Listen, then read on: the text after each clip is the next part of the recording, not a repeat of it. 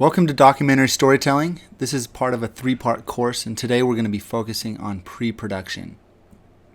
My name is Zach Layton. I'm the creative director and founder of Reliant Creative. I love stories. I love telling stories. I love helping ministries communicate what God is doing through their organizations more effectively. So that's what we do at Reliant. Help ministries communicate what God's doing through their ministries so that we can communicate to the church so she can get on board with what God's doing globally. So in all of our other courses, we've said that the purpose behind our courses is to help ministries share their stories more regularly and effectively. We've developed courses on photography and copywriting. We've helped you tell stories in your messaging and your strategy frameworks. And we've even helped you design a website that tells a story. We believe that all of this is important because God is working through your ministry in incredible ways. And if we can communicate what God is doing more regularly, the church will be inspired and take action and will mobilize around your cause. This course, though, I believe, more than any other course that we offer, is going to provide the most value to your ministry. In the marketing landscape that we live in, video is going to be the most powerful tool, but it has to be done right. There's too much content in the digital space to compete with if we continue to develop mediocre video content. My hope with this course is to get your ministry partners and missionaries telling stories more often and with greater efficiency and quality, so you don't have to completely rely on storytelling and marketing travel trips for content.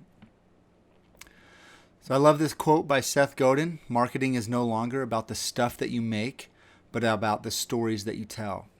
In the ministry sector, it would read, "Marketing is no longer about your services or statistics, but about the stories you tell." God is at work in your ministry transforming lives. The opportunities to tell a beneficiary's story, one that is going to engage with audiences, are endless. Those are the stories that will engage with audiences and garner emotional engagement and response. Let's tell those stories rather than the traditional ministry marketing videos that talk about your ministry's history, your ministry's strategies, or the statistics around your ministry's cause. Give testimony to what God is doing through your ministry. It will bring Him glory and your ministry support. Now, I go in detail in our storytelling course on the power and impact of video, so I'm not going to spend too much time diving into that in today's course. But before we dive in, I want to share a quick rundown of this course. Rather than creating a basic video course and an advanced course like we did with our photography courses, we're going to take you through our process for creating a documentary film. And we're going to do it in 3 parts. Our documentary process is a 3-step process. In part 1 of the course, we'll focus on the first step in our process, which is pre-production. We're dedicating the entire first part of this series on pre-production because this is the area where we see ministries making the biggest mistakes. Namely, in that we rarely see ministries focus any or very little attention on the pre-production stage. The second part of this series will focus on production, and then the third course in this series of courses will focus on post-production. So now, without further ado, let's get into the course. All right, before we get into pre-production, I want to quickly walk through a few of the documentary styles that you might want to use for your storytelling. There are a lot of documentary styles out there, but these are the styles that will be the most relevant in the ministry space. And my goal for these video production courses is to simplify the process as much as possible so that you can actually start doing video production on your own. So keep that in mind as you walk through these courses. What we talk about in the courses is by no means exhaustive, but rather an attempt to simplify so that you can use what we've learned to start actually making content. The first is the docudrama. Now, to preface this style, this would probably be the most difficult and expensive style to use in the ministry space. Docudrama uses scenes that are acted out to help tell the story. Think about any of the History Channel documentaries where a lot of the scenes are acted out. Docudramas can use interviews and talking heads. They can use B-roll like a traditional documentary, but they also add dramatized scenes to depict what is being said in the interview. So World Vision will be releasing a docudrama soon that I think is going to change the film industry within the ministry space. The film is incredibly powerful and uses scenes that are acted out in conjunction with interviews and B-roll. Now, in most cases, I'm not going to recommend national partners and missionaries who are still learning video to take this documentary style route. There are a lot of challenges that come with this style of documentary. And this shouldn't be the style of documentary you're pushing in almost all cases. Even when we travel and tell stories at a high production value or a high production level, we are always very hesitant to tell stories with this style. There are often too many moving parts to tell this style of documentary in the short window of time that we usually have when we travel. The second style is talking head documentary. And the talking head style gets its name from the fact that you've got a talking head, like what I'm doing here, or an interview that drives the story. B-roll is often used to break things up a bit so the viewer isn't just staring at someone talking on a screen for the whole film. And then the last style I want to point out is expository. This is where you've got a voiceover narration that addresses an issue. Since there isn't an interview, this style is filled with B-roll. And in fact, B-roll often fills the entire film.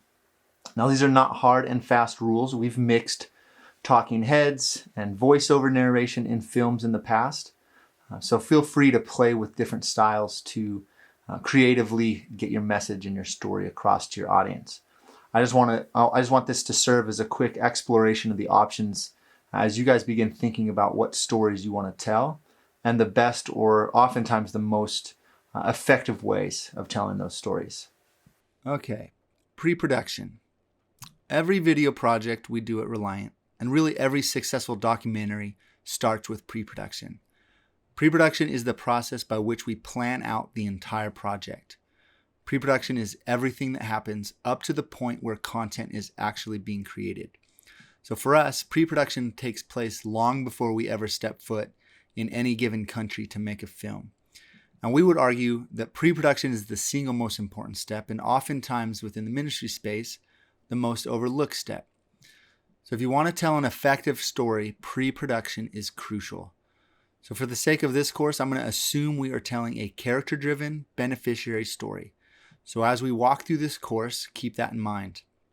There are other stories that you can tell, and everything that we talk about in this course will be relevant to those other stories.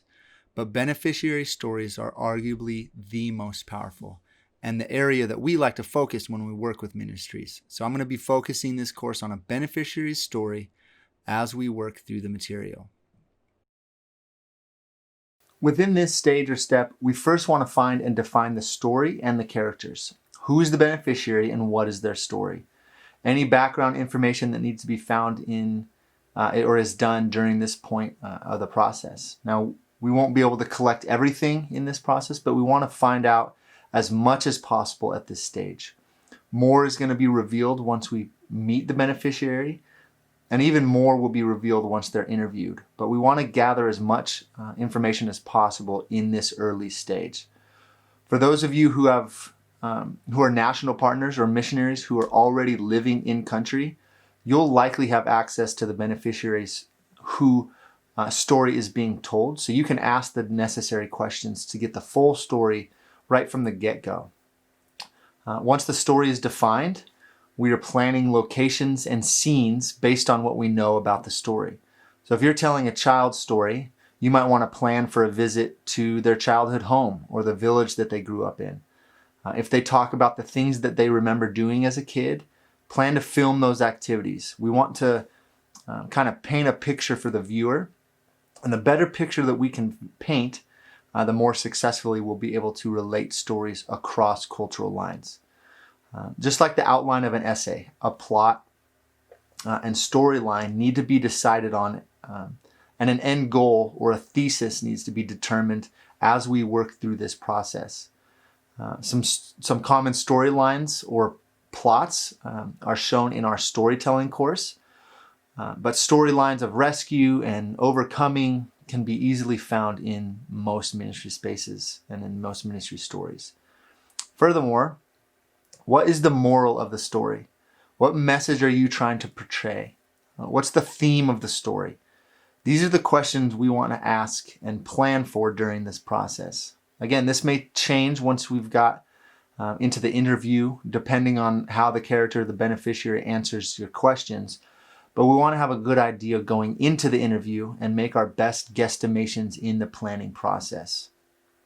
So here are some helpful questions that we want to answer as we walk through the pre-production process. This first question is specifically for ministry headquarters.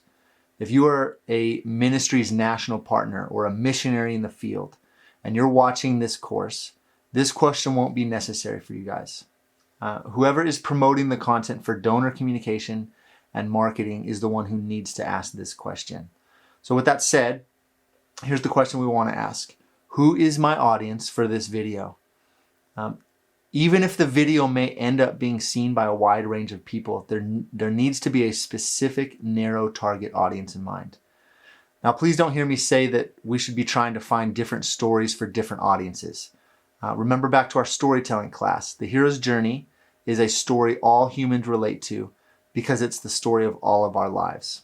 It's a story of transformation coming from a beneficiary in Uganda who's going to relate to a Western audience because we all share similar stories of transformation. That's why we encourage ministries to find and tell their beneficiaries' stories. Those are the stories that will engage and connect with audiences rather than talking about your ministry tactics on video. We want to understand our audience because we need to know where the audience's attention is. So this is why we're asking that question. Where will this story end up or land or be placed so that it will get seen by our intended audience?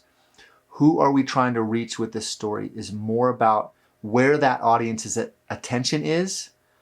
And I've stated multiple times in our storytelling and our messaging courses that we're not trying to be all things to all people. Simon Sinek talks about the silliness of market research, right? He says, I wouldn't go to my best friend and say, how can I change so that you'll like me more? Henry Ford might have said it the best way when he said, if I had asked people what they wanted, they would have said a faster horse. The point of market research is not to determine how our brands can change and storytell so that our audiences like us more, but simply to determine where our perceived audience's attention is. So back to that original question, who's my audience for this film? The question should really be, where does my audience focus their attention? And then we'll be able to tell that story in a place under that context. We're not pandering in our storytelling to an audience. The goal is to say, this is who we are. This is our story. This is what God has done. And those who believe the same things are going to come alongside your brand. Your stories are simply how you share your beliefs with the world. But the context in which we share them should be determined by where the audience attention is focused. So your story shown on an Instagram story should look different than that same story shared on Facebook or at a live gala event. Now, the next question we want to ask is, what main thought do I want the viewers to leave with? What's the theme of this story? Again, this will be determined by the character's story. And we want to watch and look for themes that arise out of our beneficiary story rather than try to impose our themes or morals into the story. God has done the work of transformation in this person's life. He's already told the story and drawn out the moral or the theme of that story. It is our job in the pre-production to find the lesson in that story. The next question you'll want to ask is, what action do I want the viewer to take after viewing this video? Most of the time, this will be pretty straightforward. Pray, volunteer, give, right? These are all of the calls to action we are all familiar with. So I won't go into any of this in detail, but that needs to be a part of the pre-production process. What is our call to action? Now, here's what I will say about the call to action. What would it look like to storytell without a call to action every single time? In a day and age where everyone is asking for funds for something, where you can run a GoFundMe campaign for your cat's medical bills, people are getting a little fatigued about always being asked. So there is intrinsic value in sharing the story of a transformed life. It brings glory to God and provides value to the potential donor or the donor. What if we told those stories of transformation on a more regular basis without asking for funds every single time?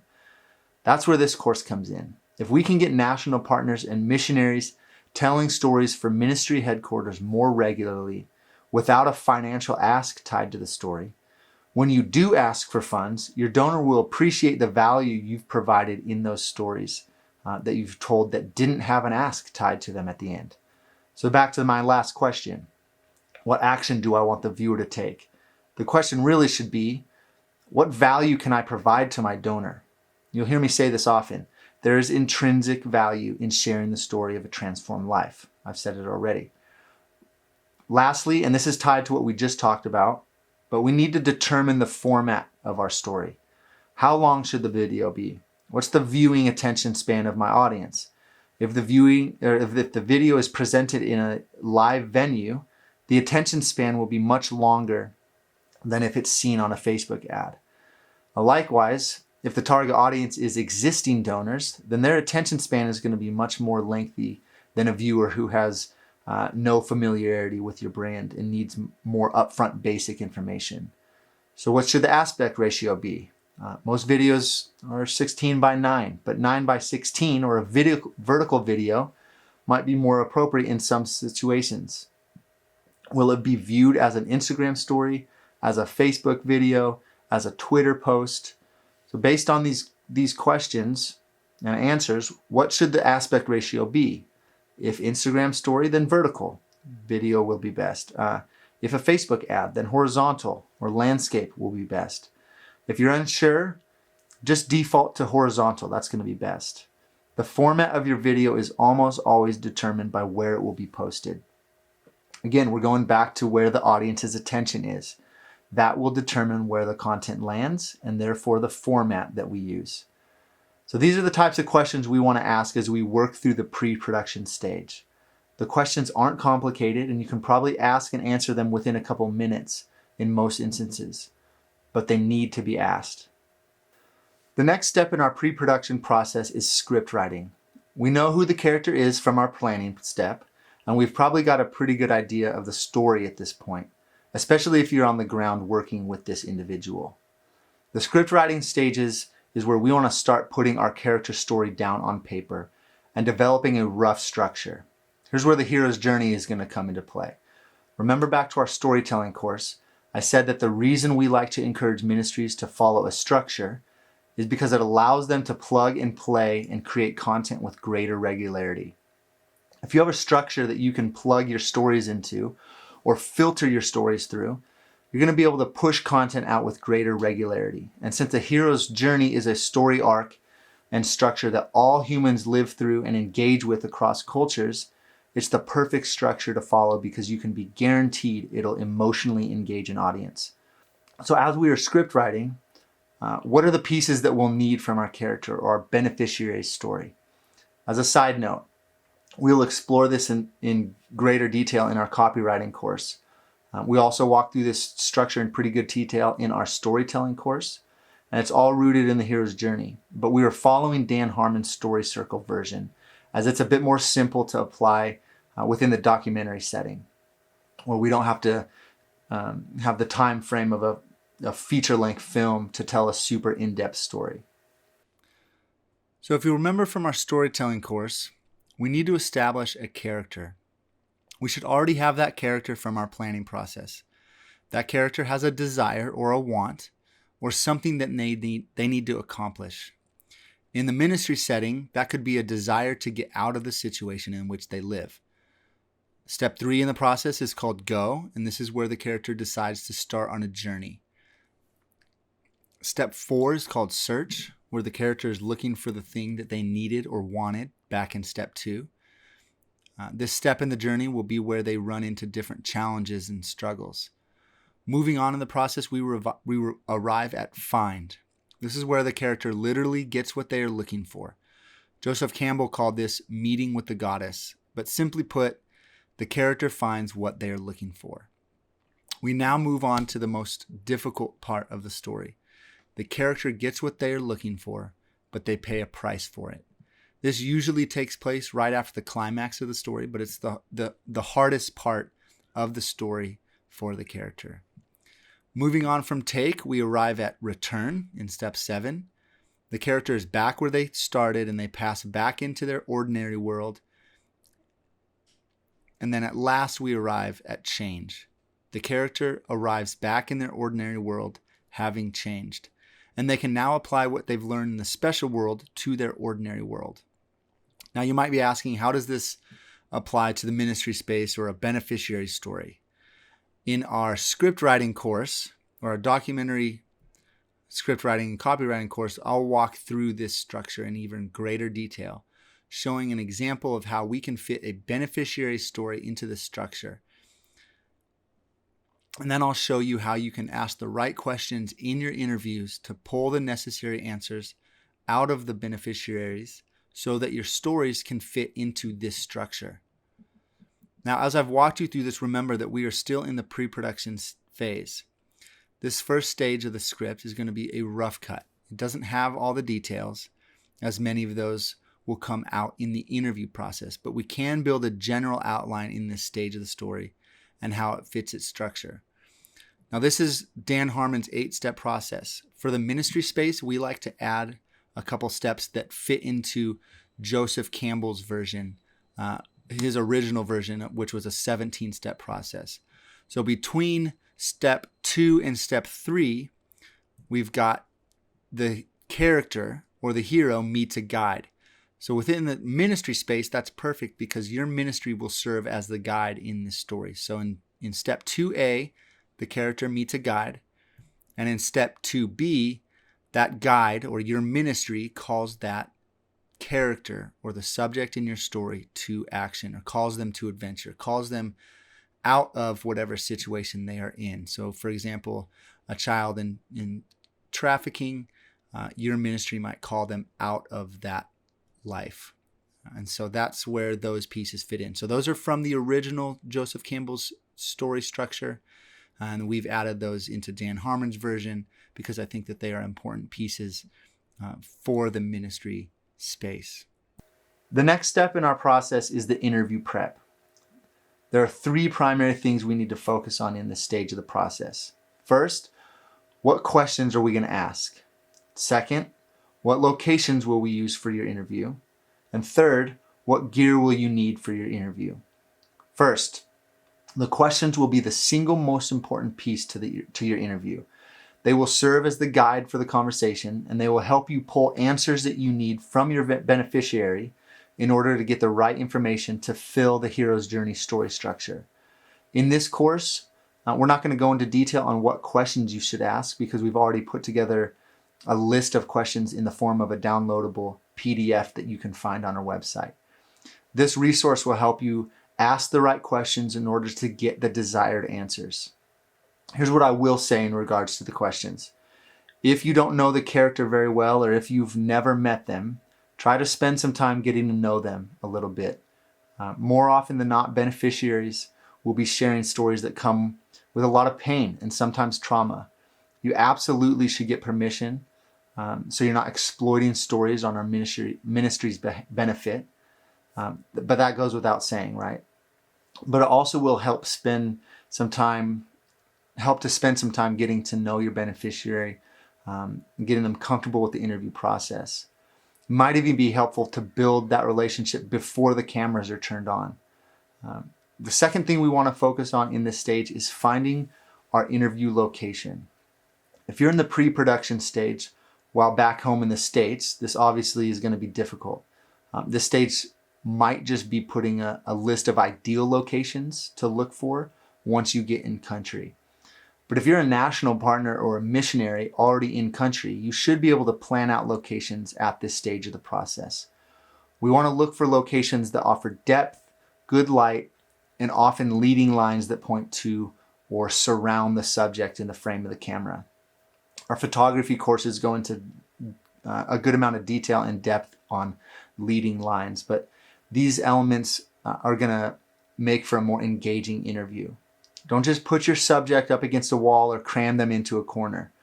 We want to create depth. We want to lead the viewer's eyes towards the subject. And we want to light our subject in a pleasing and dignified way. And lastly, we want to spend some time thinking about the gear that we'll need to execute in order to execute this interview well. So if we have access to multiple cameras, do we use all of them? What kind of audio equipment will we need to pull this interview off? Now, you may be limited in your gear, so don't let this be an excuse not to shoot. Use what you can have, and you can slowly work towards building up your gear list. We've put together a page on our website that can guide and help you in your gear acquisition process. So be sure to check that out. If you need any help at all in figuring out what gear you need or walking through what to purchase, please don't hesitate to ask, and we can help guide in that process by scheduling a time to look at what you have and what you might need. This is the documentary storytelling process resource that we've put together and made available for free on our website. Please feel free to use this resource to your advantage as you walk through any filmmaking project. If you follow this step-by-step guide, you'll come away with great content for your ministry. Please use this for your ministry's advantage. Then we've made the document available by clicking on this link in the presentation deck. If you're watching this on YouTube, just go to our website and download the resource from our downloadable resources page found at the bottom of our website. And that's all I have for you today. These are some great resources for content that I've shared today. None of the stuff I've shared with you is my own, and a lot of what we've discussed comes from resources shown on this slide. I believe you'll have access to this content, so be sure to download the presentation deck so you can click on these links and check them out on YouTube. But feel free to continue researching the things that we discussed today. And then if at any point you have additional questions or need help telling your stories or designing communication strategies and content, video production that has purpose and engaging structure, we are happy to help. This is what we do at Reliant, and we're always looking for new ministry partners to partner with and support. Thank you guys so much for taking the time to learn storytelling and story structures and documentary storytelling with us at Reliant. Please don't hesitate to ask if you have any questions. Again, this is our ministry. This is the way we use our skills, talents, and abilities for the kingdom. So please grant us the opportunity to pour into you so we can tell the stories of how God is working with greater efficiency and effectiveness. Thank you.